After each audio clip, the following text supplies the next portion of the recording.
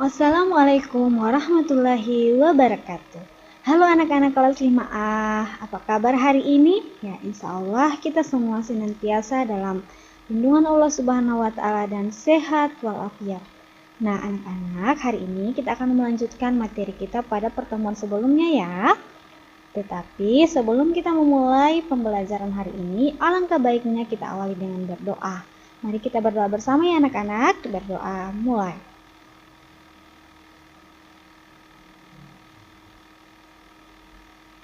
Berdoa selesai. Nah, anak-anak, hari ini Ibu akan bagikan materi rangkuman tema 4 subtema 3. Nah, untuk lebih jelasnya, tolong disimak penjelasan Ibu Guru ya. Nah, baiklah anak-anak, pada pertemuan kali ini Ibu akan menjelaskan beberapa poin materi yang akan anak-anak pelajari hari ini pada tema 4 subtema 3. Yang pertama, kita akan mempelajari bagaimana cara mengidentifikasi bagian-bagian pantun. Karena sebelumnya kita sudah mempelajari jenis-jenis pantun, makna pantun, dan bagaimana cara membuat pantun. Nah, yang kedua, kita akan mempelajari materi bagaimana melaksanakan tanggung jawab dalam kegiatan gotong royong dan mengidentifikasi hak kewajiban sebagai warga masyarakat. Nah, materinya juga ini sebelumnya kita sudah pelajari bagaimana itu tanggung jawab, hak, kewajiban, dan tanggung jawab dalam masyarakat. Nah, kemudian yang ketiga adalah menjelaskan cara menjaga kesehatan organ peredaran darah. Nah, organ peredaran darah ini sudah kita pelajari bagaimana prosesnya. Nah, sekarang bagaimana kita menjaga agar organ peredaran kita itu tetap sehat. Yang pertama, kita mengidentifikasi interaksi sosial di berbagai bidang. Kemudian mengidentifikasi interaksi antar daerah. Yang terakhir adalah membuat gambar cerita. Nah, anak-anak, kelima muatan materi ini akan kita bahas hari ini. Semoga anak-anak bisa memahami apa yang akan Ibu jelaskan nantinya. Dan anak-anak bisa juga memahami lagi materinya di buku tema 4 yang telah Ibu bagikannya. Oke. Yang pertama adalah kita akan mengidentifikasi bagian-bagian pantun. Nah, anak-anak tentu sudah mempelajari pantun pada pertemuan sebelumnya.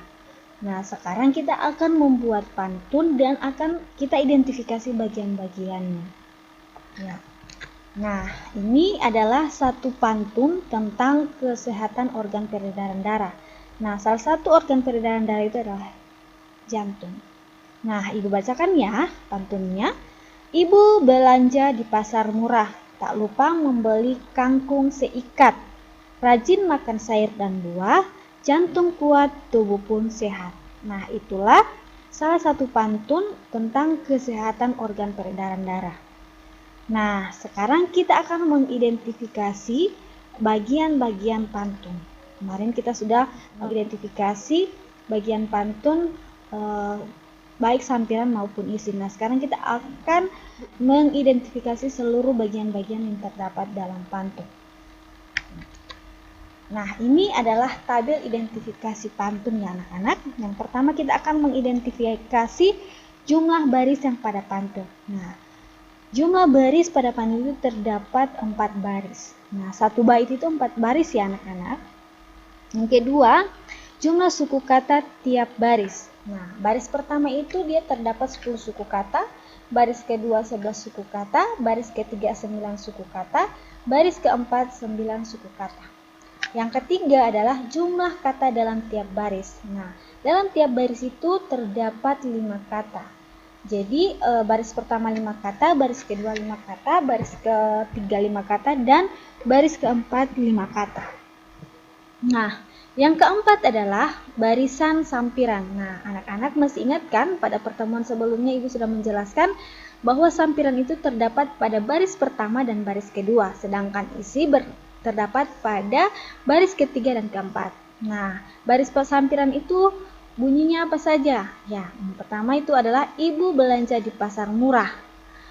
Tak lupa membeli kangkung seikat. Nah, baris kedua dan baris pertama dan kedua ini merupakan sampiran. Baris ketiga dan keempat merupakan isi. Rajin makan sayur dan buah, jantung kuat, tubuh pun sehat. Nah, ketika kita makan buah dan sayur akan membuat jantung kita sehat dan kuat. Yang keenam, pantun ini bersajak ABAB. Nah, ABAB ini yang mana ya? Ini H ini adalah A, S ini adalah B. Kemudian diisi juga diakhiri dengan huruf H. H ini merupakan A dan B ini merupakan B. Jadi bersajak ABAB. Yang ketujuh adalah jenis pantun. Nah, jenis-jenis pantun ini sudah kita pelajari juga pada pertemuan sebelumnya, baik pantun berdasarkan siklus kehidupan dan jenis isinya. Nah, di sini pantun ini merupakan pantun nasihat. Nah, amanat pantun. Nah, di sini kita dianjurkan untuk makan sayur dan buah karena baik untuk kesehatan jantung dan tubuh. Nah, sehingga dalam pantun ini memuat nasihat, dianjurkan kita untuk selalu memakan buah dan sayur agar jantung kita tetap sehat. Nah, anak-anak mudah kan cara mengidentifikasi pantun? Ya, anak-anak bisa mengidentifikasi pantun yang ada di buku anak-anak ya. Nah, anak-anak selanjutnya, tadi kita sudah mengidentifikasi pantun. Nah, pantun ini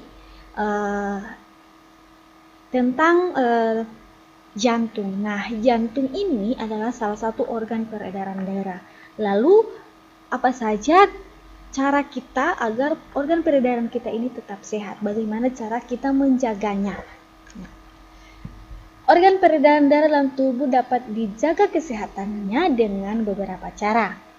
Yang pertama adalah beristirahat dengan cukup. Tidur dengan cukup membuat detak jantung menjadi teratur. Nah, ya anak-anak, jangan kita bermain satu hari 1x24 jam. Tubuh itu butuh istirahat agar kita kembali fit setelah beristirahat dalam melakukan aktivitas lagi. Nah, selain beristirahat, kita harus mengkonsumsi makanan yang bergizi dan rendah lemak. Nah, kenapa rendah lemak? Karena kalau terlalu banyak kita mengkonsumsi lemak, makanan dapat menyebabkan penyumbatan pembuluh darah. Nah, penyumbatan pembuluh darah ini salah satu penyakit yang terjadi pada peredaran darah. Nah, selain beristirahat, makan yang bergizi, jangan lupa kita tetap berolahraga. Nah, berolahraga teratur dapat melancarkan darah, seperti senam, lari pagi, dan bersepeda. Nah, sekarang ini kan masih booming-boomingnya bersepeda. Nah, kalian bisa melakukannya agar organ peredaran kita itu tetap sehat. Yang terakhir adalah melakukan rekreasi. Nah, pergi kemana saja kita rekreasi dengan keluarga ya. Tetapi melakukan rekreasi ini bukan hanya harus ke tempat wisata ya, apalagi sekarang masih musim COVID, wisatanya itu terbatas. Nah, sehingga kita berekreasi di rumah saja. Kita bisa piknik di depan rumah, kemudian kita bisa bercengkrama dengan keluarga, membaca buku dan bermain di lapangan di depan rumah itu sudah merupakan salah satu kegiatan rekreasi. Nah, rekreasi ini agar kita tetap rest, agar kita terhindar dari penyakit-penyakit peredaran darah atau penyakit-penyakit yang lainnya. Nah, anak-anak, itulah 4 cara untuk menjaga kesehatan tubuh atau menjaga kesehatan organ peredaran darah. Nah, karena anak-anak sudah mengetahuinya, dari sekarang anak-anak sudah bisa membiasakannya agar kita terhindar dari beberapa penyakit yang telah kita pelajari sebelumnya. Ya, anak-anak, apakah anak-anak sudah mengerti pada penjelasan hari ini? Selanjutnya, kita masuk pada perbedaan hak, kewajiban, dan tanggung jawab sebagai warga masyarakat. Nah, ini juga sudah kita pelajari. Ibu akan mengingatkan kembali apa itu hak, apa itu kewajiban, dan apa itu tanggung jawab. Nah, hak, kewajiban, dan tanggung jawab merupakan 3 hal yang berbeda satu sama lain, tetapi saling berkaitan erat dan tidak bisa dipisahkan. Bagaimana tidak? Hak dan kewajiban bersifat kodrati, yakni melekat bersama kelahiran manusia. Jadi ketika kita sudah lahir itu kita sudah memiliki hak. Utamanya adalah hak hidup. Hak hidup itulah hak yang mutlak kita harus miliki. Kemudian hak dan kewajiban tersebut harus dilaksanakan secara bertanggung jawab. Jadi ketiga hal ini tidak bisa dipisahkan, dia berbarengan. Nah, ketika kita melaksanakan kewajiban, kita melaksanakannya dengan penuh tanggung jawab. Orang yang tidak melaksanakan hak dan kewajibannya dapat dikatakan sebagai orang yang tidak bertanggung jawab. Jadi ketiganya mempunyai hubungan yang erat. Nah, jadi ketika kita sudah mendapatkan hak, jangan lupa kita menunaikan kewajiban kita. Nah, menjalankan atau menunaikan kewajiban itu harus kita lakukan dengan penuh tanggung jawab. Sehingga antara hak, kewajiban, dan tanggung jawab itu berkaitan erat hubungannya. Nah, sekarang kita telah memahami hak, kewajiban, dan tanggung jawab. Ketiganya mempunyai perbedaan seperti berikut. Nah, hak warga masyarakat adalah sesuatu yang mutlak menjadi milik seseorang yang berkedudukan sebagai warga masyarakat. Nah, kita sebagai masyarakat itu memiliki hak mutlak yang tidak bisa direbut oleh siapapun, yang tidak bisa diganggu oleh siapapun. Adapun kewajiban warga masyarakat adalah sesuatu yang harus dilaksanakan atau dilakukan seseorang sebagai warga masyarakat dengan rasa penuh tanggung jawab. Sementara itu, tanggung jawab sebagai warga masyarakat adalah tugas dan kewajiban yang harus dilaksanakan seseorang dalam kedudukannya sebagai warga masyarakat. Jadi, hak dan kewajiban harus dilaksanakan secara bertanggung jawab. Sebaiknya, tanggung jawab tercermin dari terlaksananya hak dan kewajiban dengan baik. Ketika kita mendapatkan hak, melaksanakan kewajiban dengan baik, di situ kita dapat menilai bahwa orang tersebut sudah melaksanakan tanggung jawabnya dengan baik, ya anak-anak. Ya, jadi sekarang anak-anak sudah mengetahui bagaimana itu hak, kewajiban, dan tanggung jawab. Terapkanlah hal-hal itu dalam kehidupan anak-anak ya, agar suatu saat nanti anak-anak bisa menjadi manusia yang bertanggung jawab dan menjalankan kewajibannya dengan penuh tanggung jawab. Nah, sekarang kita akan mengidentifikasi apa saja sih hak kita sebagai warga masyarakat. Jadi kita sudah menyimak penjelasan perbedaan antara hak, kewajiban, dan tanggung jawab sebagai masyarakat. Nah, sekarang kita akan melihat bagaimanakah bentuk-bentuk hak kita sebagai masyarakat. Ya, hak berarti sesuatu yang mutlak menjadi milik seseorang dan penggunanya tergantung kepada yang bersangkutan.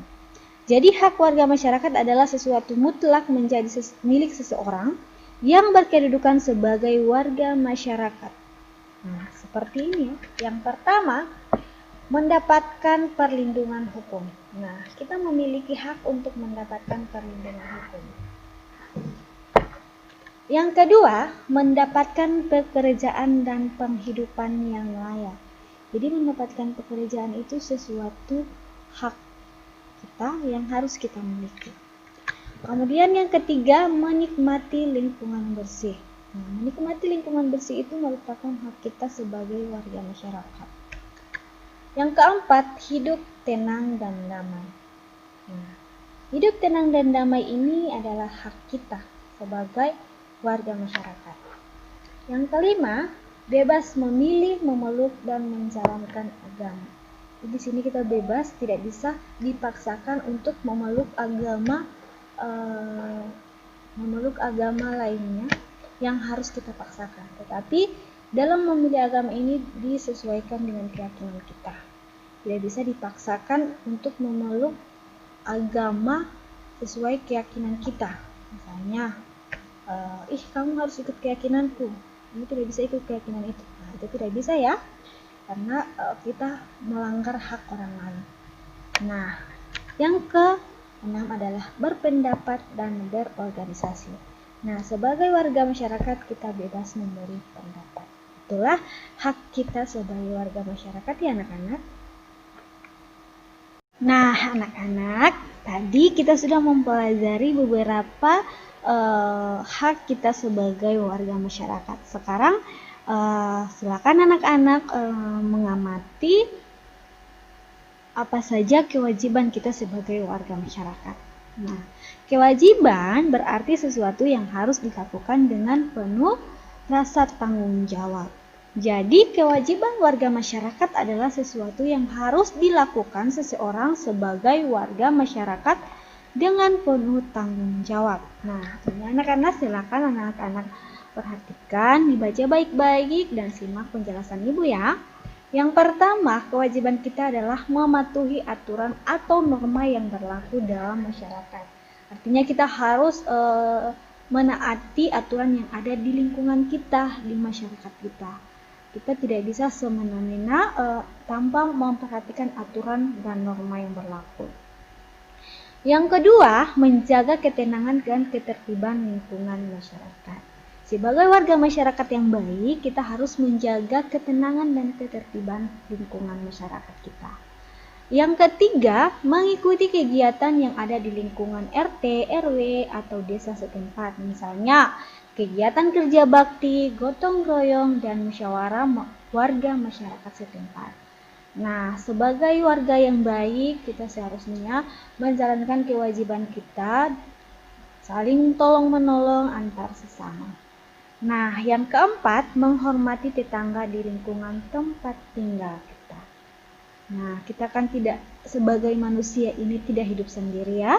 Kita itu hidup berdampingan dengan tetangga-tetangga. Maka, sebagai warga masyarakat, kita harus menghormati tetangga kita. Nah, yang kelima, membantu tetangga yang terkena musibah.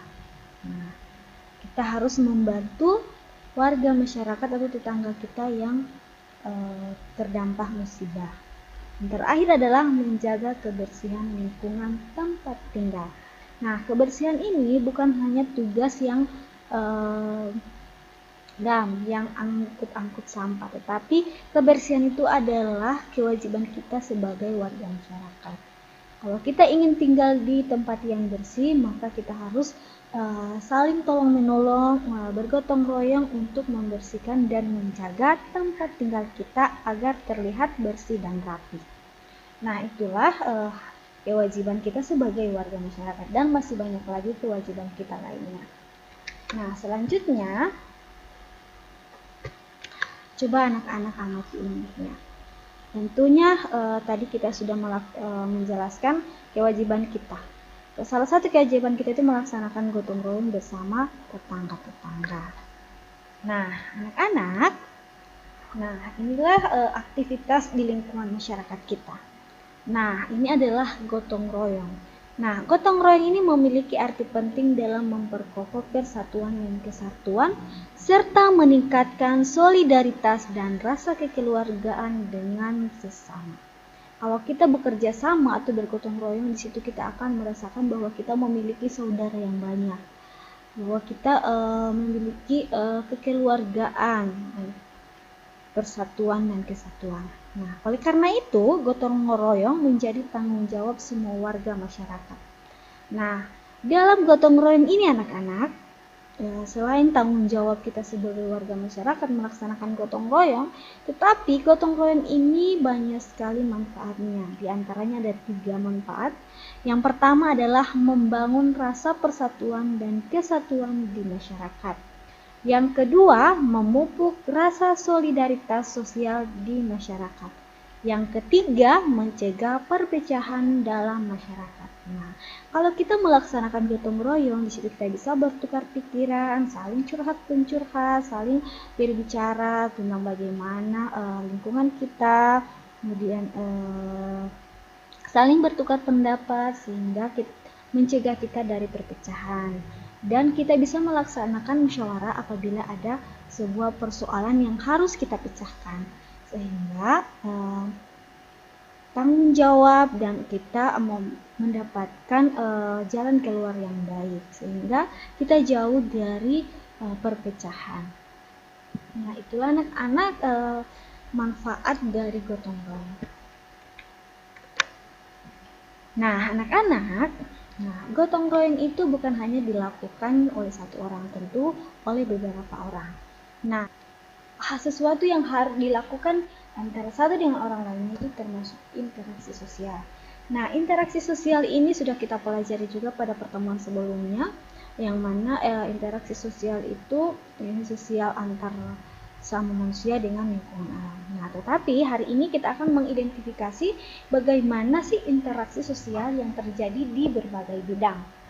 Nah, interaksi sosial merupakan dasar bagi semua aktivitas manusia yang berhubungan dengan orang lain. Nah, anak-anak, manusia itu adalah makhluk sosial yang membutuhkan bantuan orang lain. Sehingga aktivitas kita ini bisa berjalan dengan baik itu karena adanya hubungan kita dengan orang lain. Di situ kita akan menjalankan interaksi. Di situ terjadi interaksi antara kita dengan manusia yang lain. Nah, proses interaksi ini tidak dapat dilepaskan dari kehidupan sehari-hari. Proses interaksi tidak dapat dilepaskan dari kehidupan sehari-hari. Nah, proses interaksi ini dapat terjadi apabila ada pertemuan dua orang atau lebih. Selain itu, interaksi terjadi karena adanya kepentingan pemenuhan kebutuhan masyarakat di berbagai bidang. Jadi, interaksi ini bukan hanya antara satu dengan yang lainnya, tetapi juga interaksi ini akan terjadi karena adanya pemenuhan kebutuhan dalam kehidupan sehari-hari kita. Nah, seperti kita ingin membeli sayur. Nah, untuk pemenuhan kebutuhan kita kan, nah maka kita harus berinteraksi di lingkungan pasar, baik dari petaninya, penjualnya, dan pemasok sayurnya. Nah, itu adalah proses interaksi yang terjadi untuk pemenuhan kebutuhan masyarakat. Nah, anak-anak, yang pertama adalah interaksi untuk pemenuhan kebutuhan masyarakat di bidang ekonomi. Nah, bidang ekonomi ini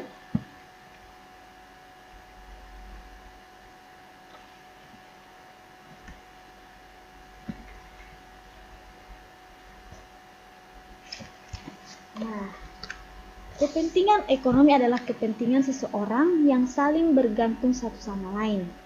Hubungannya dalam perdagangan dan kebutuhan pemenuhan makan, sandang, dan papan.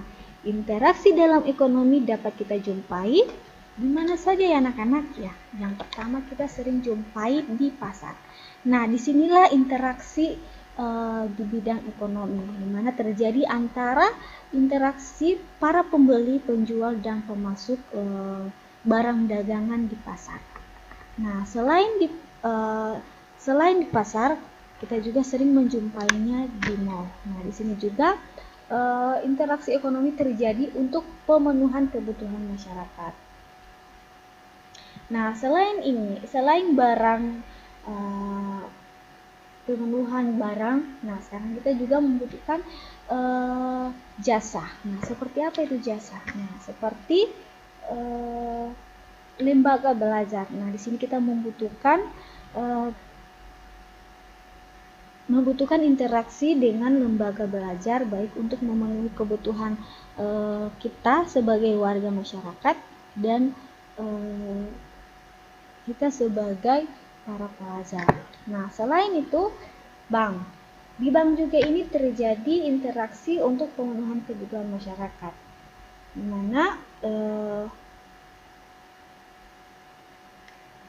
mana lembaga ini menggunakan proses transaksi uang. Nah, transaksi uang terjadi di bank-bank, di mana bank mengeluarkan uang. Nah, di situ juga masyarakat membutuhkan uang atau transaksi dari bank. Sehingga itulah pemenuhan kebutuhan masyarakat di bidang ekonomi. Nah, selanjutnya adalah di bidang politik. Nah, jenis kepentingan ini digunakan oleh para anggota pemerintahan dan anggota partai politik untuk menjalankan kekuasaan negara. Di dalam kepentingan politik terdapat juga kepentingan keamanan dan pertahanan. Kepentingan ini secara umum ditandai dengan adanya proses transaksi politis dan kesepakatan untuk menjalankan negara.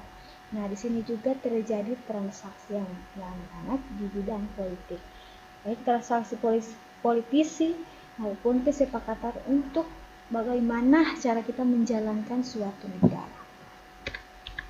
Selanjutnya adalah bidang sosial budaya. Nah, interaksi sosial di bidang sosial dan budaya terjadi untuk memenuhi kebutuhan sosial budaya manusia. Dalam kehidupan sosial, manusia membutuhkan suatu kedudukan dalam masyarakat. Nah, salah satu adalah interaksi dengan internet. Nah, di sini di internet ini kita bisa men-share atau melakukan interaksi sosial budaya. Nah, selain itu, interaksi sosial di bidang budaya bisa kita jumpai pada perayaan kebudayaan atau pertunjukan tari tradisional. Nah, pertunjukan tari tradisional ini dapat menjadi tempat terjadinya interaksi di bidang sosial budaya.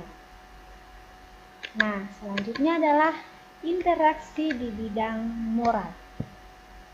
Interaksi dalam berbagai bidang tersebut secara otomatis akan mempengaruhi pembangunan di bidang-bidang yang bersangkutan, baik ekonomi, politik, sosial budaya maupun moral. Tentu saja yang diharapkan interaksi tersebut dapat membawa pembangunan yang bersifat kemajuan daripada kemunduran. Nah, inilah salah satu interaksi di bidang moral. Yang pertama adalah syiar agama. Yang kedua adalah pelatihan keterampilan. Nah, di sini anak-anak, apakah anak-anak sudah mengerti sampai di sini? Ya, semoga apa yang telah Ibu jelaskan anak-anak bisa pahami. Selanjutnya kita akan membahas materi interaksi antar warga masyarakat karena terjadinya beberapa faktor. Nah, anak-anak, tadi kita sudah mempelajari interaksi di berbagai bidang. Nah, interaksi terjadi dengan adanya beberapa faktor. Nah, interaksi antar warga masyarakat terjadi karena beberapa faktor. Yang pertama adalah perbedaan kondisi demografis.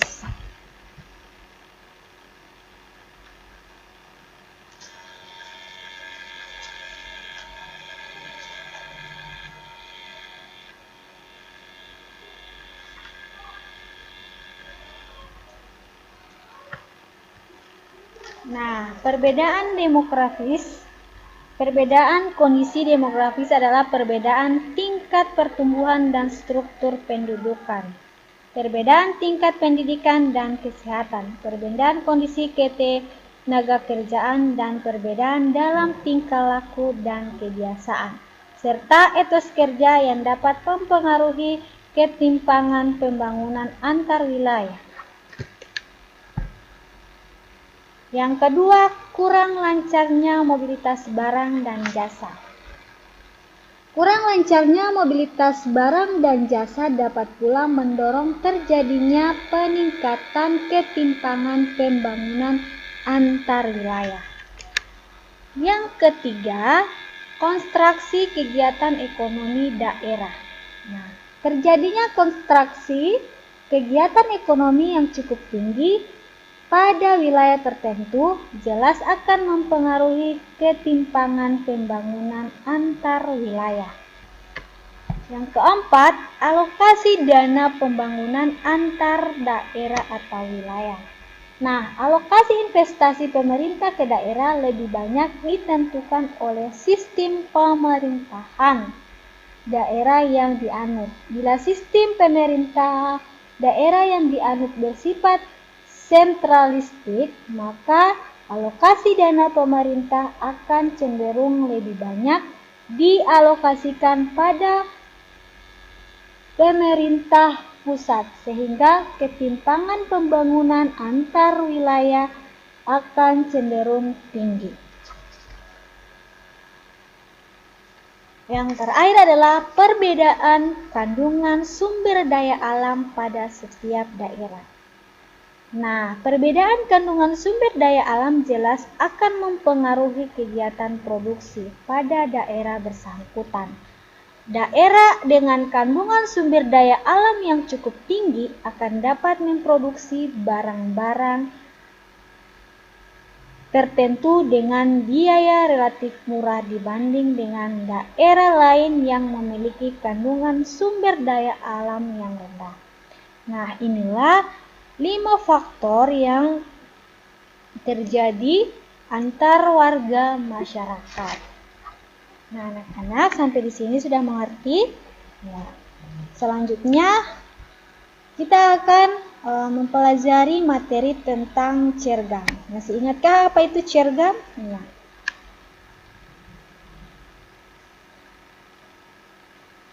Cergam adalah cerita bergambar. Nah, Alkisah diceritakan bahwa Raja Siput mengetahui akan kedatangan makhluk cantik, yaitu si kancil di perkampungannya. Raja Siput mengumpulkan warganya untuk bersiap-siap menghadapi kecerdikan si kancil. Nah, anak-anak, di sini Ibu akan menampilkan sebuah cergam. Nah, cerita bergambar itu cerita, kemudian kita tampilkan gambarnya. Nah, di sini kita akan mengambil sebuah cergam tentang si kancil dan siput. Nah, perhatikan gambarnya ya anak-anak. Kemudian kita buat sebuah ceritanya. Nah, saat si kancil datang, Raja Siput menyambutnya. Nah, kancil datang, Raja Siput menyambutnya dengan kepongahan dan kesombongannya. Si kancil bercerita tentang kecerdikannya yang berhasil mengelabui harimau dan manusia. Siput yang mendengar kesombongan si kancil merasa geram hingga segera menguji kecerdikan si kancil. Nah, selanjutnya, setelah mendengar cerita kecerdikan si kancil, Raja Siput menyampaikan maksudnya yang ingin menguji kecerdikan si kancil dengan menantang berlomba lari sampai ke hulu sungai. Nah, di cergam ini anak-anak, sebuah cerita kita uraikan berdasarkan gambar. Sebelumnya, Raja Siput sudah memerintahkan bawahannya siap berbaris sepanjang sungai hingga ke hulu. Mereka sepakat bahwa jika kancil yang berencana lari di daratan memanggil siput, maka siput yang di depan kancil menjawab, "Wuh." Selanjutnya, kesempatan antara Raja Siput dan kancil pun dibuat. Mereka sepakat berlomba lari ke hulu. Nah, di sini gambarnya antara si kancil dan siput sedang membuat kesepakatan. Nah, di sini kita membuat sebuah cerita dirangkaikan bersama gambar. Kancil berlari lewat daratan. Raja Siput lari di lumpur sungai. Tepat pada waktunya datanglah si kancil. Dia menuntut agar perlombaan segera dimulai. Raja Siput yang sedang lama bersiap segera beringsur pergi ke sungai. Sementara itu, beberapa ekor siput yang lain berada di pinggir sungai ingin menyaksikan perlombaan itu. 1, 2, 3. Si kancil memberi komando tanda perlombaan dimulai. Nah, ini ya, lomba akan dimulai. Perhatikan ya anak-anak gambar dan ceritanya. Dengan sikap si kancil melompat berlari sekencang-kencangnya. Setiap 50 langkah dia berseru, "Di mana engkau siput?" "Wuh!" jawab siput yang berada di depannya. Si kancil semakin mempercepat larinya. Lalu terdengar lagi si kancil berseru, "Di mana kau siput?" "Wuh!" Kembali terdengar jawaban siput telah berada di depannya. Selanjutnya, si kancil menjadi marah dan kian memperkuat larinya. Setiap kali dia berseru, selalu dijawab oleh siput yang telah berada di depannya. Demikian seterusnya, si kancil tidak dapat mengalahkan siput dalam perlombaan itu. Dia tidak dapat menerka taktik yang dipakai oleh Raja Siput dan anak buahnya. Akhirnya dia merasa kelelahan. Sambil mengerutu dengan nafas terengah-engah, sang kancil pun berkata, Hai siput, mulai hari ini aku nyatakan bahwa engkaulah binatang paling cerdik dan dapat mengalahkan aku. Selamat tinggal. Setelah itu sang kancil pun melompat dan lari menghilang dari perkumpulan siput. Nah, itulah cerita antara si kancil dan siput. Nah, selanjutnya, sekarang tinggallah siput-siput itu bergembira ria. Mereka yang telah bekerja keras, bergotong royong, serta dapat membina persatuan dan kesatuan. Nah, tadi juga kita sudah menyinggung materi tentang gotong royong ya anak-anak. Jadi, manfaat gotong royong itu sangat penting ya, karena di situ kita akan membangun persatuan dan kesatuan. Adanya kerjasama, kita akan memudahkan pekerjaan kita cepat selesai. Nah, anak-anak, dalam membuat sebuah cergam, kita memiliki langkah-langkah yang harus kita perhatikan sebelum membuatnya. Yang pertama, tentukan ide gagasan yang akan dibuat. Misalnya kita membuat tema apa. Setelah kita tentukan ide dan gagasannya atau temanya, yang kedua kita akan tentukan karakter tokoh utamanya dan karakter tokoh pembantunya yang ada dalam cerita.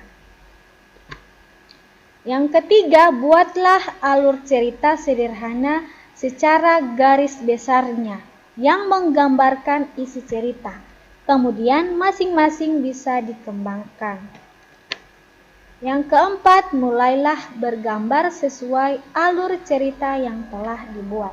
Jadi intinya anak-anak dalam membuat sebuah cergam, anak-anak yang paling utama anak-anak tentukan itu adalah ide atau temanya. Kemudian tentukan karakter tokohnya. Setelah ditentukan tema dan karakter tokohnya, anak-anak bisa membuat garis-garis besar dari alur ceritanya. Setelah kita sudah tahu garis-garis besarnya, kita buat gambarnya sesuai alur cerita yang telah dibuat. Nah, itulah anak-anak materi kita hari ini. Terima kasih atas perhatiannya. Untuk pertemuan kali ini, tugas ibu hanya satu, yaitu buatlah sebuah cergam sederhana sesuai kreativitas anak-anak ya, dan buatlah di buku gambar anak-anak. Untuk materinya, anak-anak bisa membacanya kembali di buku tema 4 atau mempause materi ini atau video ini agar lebih memahamkan anak-anak tentang materi hari ini.